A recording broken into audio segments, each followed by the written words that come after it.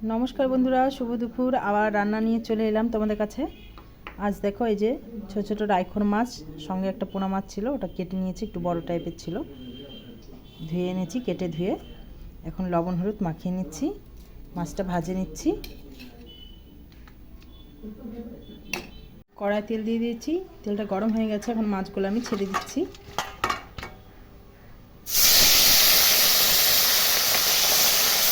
মাছটা হচ্ছে আলু দিয়ে টমেটো দিয়ে একটু ঝোল করবো, তো সঙ্গে থাকো, রান্নাটা দেখো। মাছগুলো দেখো মানে ভাজা হয়ে গেছে এপিট এপিট, এখন নামিয়ে নিচ্ছি মাছগুলো। দেখো বন্ধুরা মাছগুলো সব ভাজা হয়ে গেল, নামিয়ে নিলাম।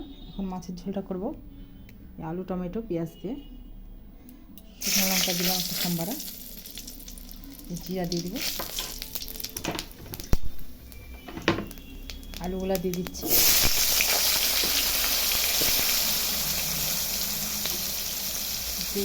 লবণ দিলাম, হলুদ দিলাম, আলুটা আমি লাল লাল করে ভেজে নিচ্ছি। আলুর মধ্যে যে পেঁয়াজ দুটা কুচি করে দিয়ে রাখেছিলাম, এই যে এখন পেঁয়াজ দুটা কুচি করে রেখেছিলাম ওটা দিয়ে দিচ্ছি। এর সঙ্গে আমি পেঁয়াজটা ভালো করে ভেজে নেব। আর এদিকে আমি মশলা বেটে নিলাম, আদা জিরা লঙ্কা, তো এর মধ্যে একটু হলুদ লবণ দিয়ে মশলাটা আমি ভালো করে গুলিয়ে নিচ্ছি। আলুটা ভাজা হয়ে গেছে একটু লাল লাল করে পেঁয়াজটা, এখন এই যে মশলা বাটাটা দিয়ে দিচ্ছি, গুলিয়ে নিচ্ছি জল দিয়ে। মশলার সঙ্গে ভালো করে আমি আলুটাকে কষিয়ে নিচ্ছি। সঙ্গে একটা টমেটো কেটে রেখেছিলাম, টমেটোটা দিয়ে দিচ্ছি, এখন গলে যাবে, মশলা কষাতে কষাতে আর টমেটো আমার সেদ্ধ হয়ে যাবে। মশলাটা কষুক।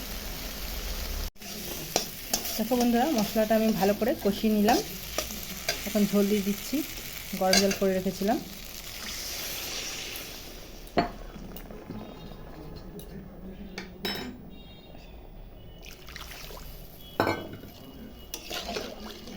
ঝোল ফুটে এলে মাছগুলো দিয়ে দেবো। দেখো বন্ধুরা আমার মাছের ঝোলটা ফুটে গেছে, এখন মাছগুলো আমি ছেড়ে দিচ্ছি।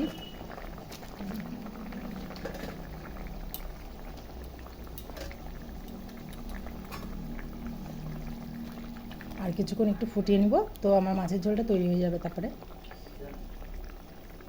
দেখো বন্ধুরা আমার মাছের ঝোল তৈরি, আলু টমেটো দিয়ে